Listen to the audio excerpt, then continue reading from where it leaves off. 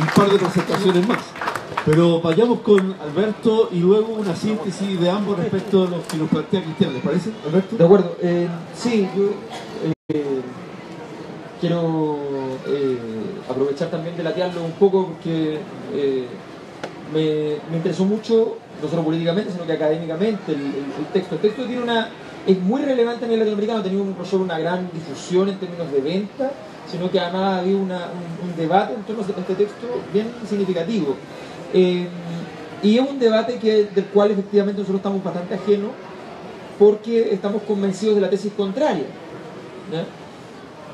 Voy a explicar mi posición respecto a la tesis en definitiva, pero solo les quiero decir que es interesante que simplemente por poner dos líneas de trabajo, la que este texto explicita y la que hace García Linera en Bolivia, se nos revela que el trabajo que ha hecho la izquierda boliviana es un trabajo que incluye no solo los movimientos sociales, sino el trabajo teórico, conceptual e histórico, que es algo que aquí se denota fuertemente incluso desde la izquierda. Es muy curioso que aquí a quienes somos del mundo académico se nos dice normalmente: oye, pero ¿ustedes qué saben de la realidad?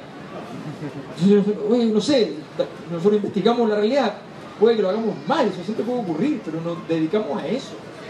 Entonces, y aquí hay un esfuerzo como un compromiso social, como un compromiso político de autores que han trabajado, en el caso boliviano, en un caso de éxito político, ¿ya? Con una fuerte regambre en lo social y en lo teórico conceptual. Es un caso bien interesante para tener en cuenta. Además, aparte de los elementos conceptuales que se revitalizan, como dice Cristian, hay un elemento coyuntural también que absorbe, que es un argumento que podemos resumir muy en simple. Ellos acuñan el término de post-neoliberalismo para referirse al hecho de que el neoliberalismo retrocede, se encuentra con su antítesis, surge una diferencia antagónica en un conjunto de procesos en América Latina, obviamente donde el chavismo tiene una preeminencia, y el caso boliviano probablemente lo secunda, pero es un conjunto, una red de situaciones que se producen en los últimos 15 años, 20 años y que efectivamente van configurando esto que ellos llaman el post-neoliberalismo, bajo la idea de siempre de que se usa en la filosofía política el prefijo post para referir a algo que es no solo después, sino además antagónico con lo anterior. Entonces hay que analizar ese elemento. Y en segundo lugar, algo que también mencionó Cristian, que tiene que ver con la idea de la reivindicación de la arriba, que uno de los elementos centrales de las disputas políticas desde la izquierda ha sido una obsesiva orientación a decir que la política solo se debe construir desde abajo, y que no debe existir entonces un elemento de conducción política desde arriba, ¿ya? Cosa que me tocó vivir con experiencia propia como investigador haciendo un libro del año pasado, que es un libro sobre las élites, donde me meto en un tema que es muy típico de las derechas, además, una visión interesante de poder mirar la élite desde una visión distinta.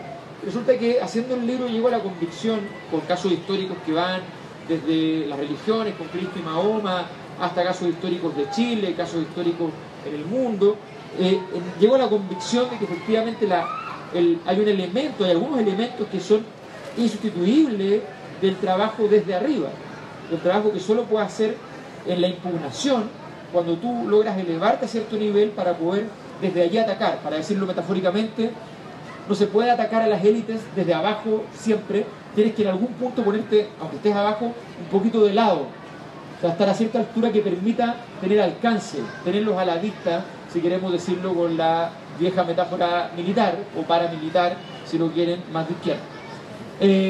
Entonces, ese es un elemento que nos parece que es súper interesante, que se revitaliza en este texto y que, por el interés que ha tenido el texto, entendemos que significa una entrada de esta problemática nuevamente a la escena de la discusión de la izquierda latinoamericana. ¿Cuáles son mis diferencias con el texto? Yo creo que es súper interesante para provocar un debate. Me parece súper potente el documento en ese sentido. Mis diferencias son que yo estoy convencido de que no es claro, y más bien no podemos decir que la respuesta al neoliberalismo, no podemos tener la certeza al menos de que efectivamente es una condición posterior. Es un post-neoliberalismo. No podemos decir como las sociedades postmodernas se la juegan por decir, mira, de aquí para adelante sí o sí van a aumentar los sectores de servicios, por sobre los sectores industriales. Vivimos una sociedad postmoderna donde se hagan los grandes relatos y eso va a ser preeminente, va a dominar la escena. Podemos decir que realmente con el escenario que tenemos actualmente de que sencillamente el neoliberalismo está de retirada y, como dicen los autores, la derecha está sin proyecto. Yo creo que los autores allí cometen un error, y un error que tiene legitimidad como error a mi juicio. Es decir, es pensable lo que ellos plantean, solo que estoy de acuerdo, pero es pensable, es una hipótesis razonable, fundada. La derecha hoy día, si uno la escucha hablar, no habla de ningún modelo de sociedad, no dice efectivamente nada. Pero hay un viejito texto de 1905 de un autor no marxista, que Max Weber, una de las respuestas a Marx, que dice que el capitalismo llegará a un punto en que se volverá, voy a resumirlo, meramente operacional. No va a tener ninguna idea, no va a tener ningún espíritu, no va a tener ningún concepto, no va a tener ningún valor. Le va a bastar con ser una operación. La preeminencia, la aparición, por ejemplo, de sociología, de la teoría del sistema, es una señal de esos tiempos, de que de repente nos dicen, no, pero que no lo analice así. No, pues si la historia es una mera operación, uno debe interpretarla como una operación. La derecha lo que promueve es una operación, y ese es su proyecto. Ese es su proyecto. Te dice, mira, si lo que tú estás diciendo es súper interesante, me encantaría creerlo. Lo bueno, formidable, me encantaría una sociedad como la que tú describes. ¿No? O sea, ni siquiera te dicen, no me gusta tu sociedad, me encantaría. El problema es que no es operacional, no se puede. ¿Ya? Es una gran idea, qué bueno que ustedes tengan sueños, pero cuando cumpla cierta edad o estudien la carrera adecuada, se darán cuenta de que en realidad eso no funciona.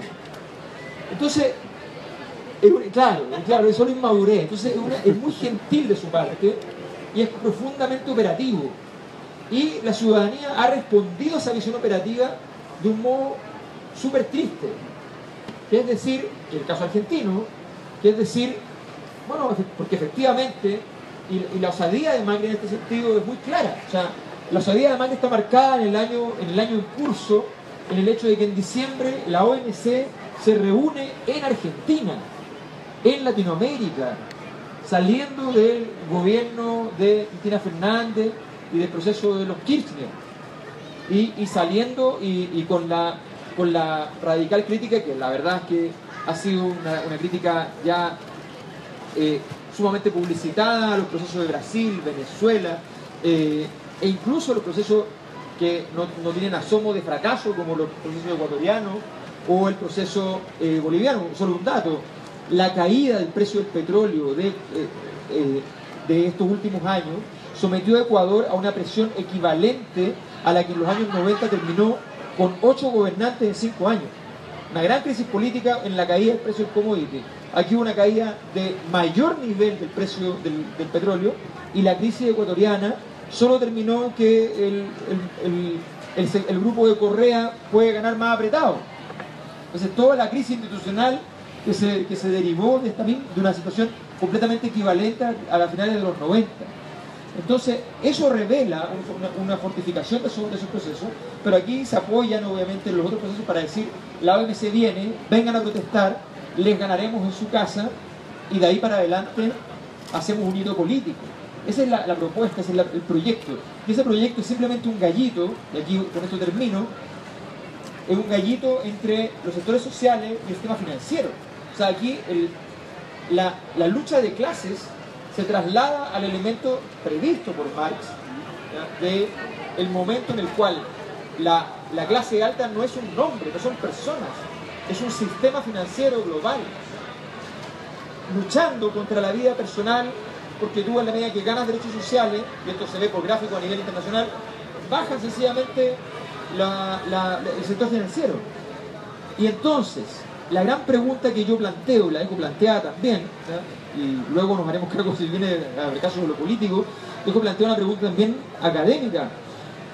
Yo no conozco, soy historiador, yo no conozco, en lo que sé de historia, que evidentemente es mucho menos que la formación del historiador, no conozco procesos políticos en los cuales una gran crisis de malestar logre sobrevivir en el tiempo. Obviamente hay muchas que han durado 7 siglos, ¿no? Ojo, ¿no? Pero logre sobrevivir en el tiempo sin terminar por devastar el sistema social que produce esos altísimos niveles de malestar. Hoy día vivimos en la paradoja de que al mismo tiempo que aumenta el malestar social en el mundo, no digo en Chile, no digo en Argentina, no digo en Latinoamérica, en el mundo aumenta el malestar social radicalmente y al mismo tiempo aumenta la capacidad operativa del sistema que el malestar imputa. Y esa contradicción, la pregunta que uno se hace legítimamente es, ¿puede funcionar? Me resulta inimaginable, pero ahí está, hoy ocurriendo. Tal vez estamos viendo una extrañeza, pero bueno, quizás sería trágico, no. Muchas gracias. Gracias, Alberto. En estos últimos minutos que nos quedan, me parece relevante. Vamos con Alberto respecto a esta pregunta de la izquierda histórica y el rol del Frente Amplio. Bueno, yo creo que primero la izquierda histórica recibió un mazazo también histórico, que es la caída del muro, el fin de la Unión Soviética, el proceso de la convicción de la ciudadanía de que se habían acabado las disputas ideológicas, el gran triunfo del liberalismo, en fin, toda una serie de discursos políticos en torno a una problemática mucho más profunda, porque los mismos que habían predicho que efectivamente la Unión Soviética se acababa en esa época en la sociología internacional han señalado que el dominio norteamericano se acaba en el 2019, lo dijeron en ese tiempo mismo. Y hay muchos autores interesantísimos, Immanuel Wallerstein por de pronto, que dice que la caída de la Unión Soviética es la caída de un orden mundial en la cual se acaba el liberalismo como orden mundial y va a ser un proceso donde se vaya cayendo el liberalismo en ese sentido, pero nosotros estamos convencidos de lo contrario, ¿ya? Entonces ese es un primer punto. Yo creo que efectivamente la izquierda histórica tiene que ser capaz de restablecer sus conceptos en el mundo contemporáneo. Una gran tarea ha hecho un autor francés no marxista, pero que como economista le interesó la problemática marxista, que es Piketty, que dijo: la pregunta de Marx nadie se la ha hecho hoy con los datos que hoy día tenemos de todo el siglo. Tenemos datos extraordinarios que Marx no tenía y podemos hacerlo. Y su conclusión es que la tesis central de Marx, no alguna subsidiaria, es cierta. Entonces la tesis de la explotación, la tesis de las contradicciones entre el capital y los trabajadores, esas tesis son ciertas. Entonces, y él dice: yo no soy anticapitalista. Dice, su solución es impuesto del 80% a los sectores más ricos del mundo, parejo en todo el mundo, si no esto se va al carajo, dice. Ese es su análisis. Entonces hoy día hay una necesidad de revitalizar eso y eso implica revitalizar la izquierda, comillas, tradicional. Y en segundo lugar, hacerme cargo de la pregunta: ¿es el Frente Amplio un espacio para eso? Es un espacio en disputa para eso, como los hay otros. No tenemos ningún monopolio, ni pretendemos tenerlo. Pero somos un espacio en disputa donde efectivamente hay otras ideas también, hay liberales, hay otras ideas, donde nosotros creemos que efectivamente hay que construir la condición para que distintas perspectivas sean capaces de replantear estas problemáticas a la manera contemporánea. No solamente en los códigos, en la estética, que creo que es un elemento que de hecho es muy básico. Yo vengo del mundo de la estética y creo que eso de ciertas maneras no es el modo, sino que hay que ir mucho más profundo, ir a incordiar a los planteamientos del modelo, ir a agarrar todos estos tabús que tenemos amarrados durante años y poder efectivamente subvertirlo. Yo sí creo que lo que tenemos que lograr estetizar, hacer perceptible, que sea claro, que lo podamos vivir, es darle a este modelo vida cotidiana, dar el modelo que queremos construir, una vida cotidiana, porque el modelo que vivimos, la tarjeta de crédito que tenemos en los bolsillos, la forma en que vivimos, el Transantiago, nuestros colegios, todo es de derecha. El mundo que vivimos en Chile es un mundo de derecha y por lo tanto la gente dice: es cierto lo que dice la derecha, el mundo de derecha es real. Y el mundo de esta gente interesante y muy, muy, muy soñadora, ¿verdad? O sea, a mí me han dicho comunistas antiguos, me dicen: qué bueno que tú seas un gran soñador, lo que dicen no es posible, pero no importa, vamos a votar por ti. Y es terrible, es como, no esa es la idea. La idea justamente es que entendamos que, no sé, cuando planteamos el tema del tren, digamos, si es que hay trenes en todo el mundo, y está lleno de trenes. Es que como uno dice un tren, dice, oh, pervertido, pero eso es una locura. Bueno, pues...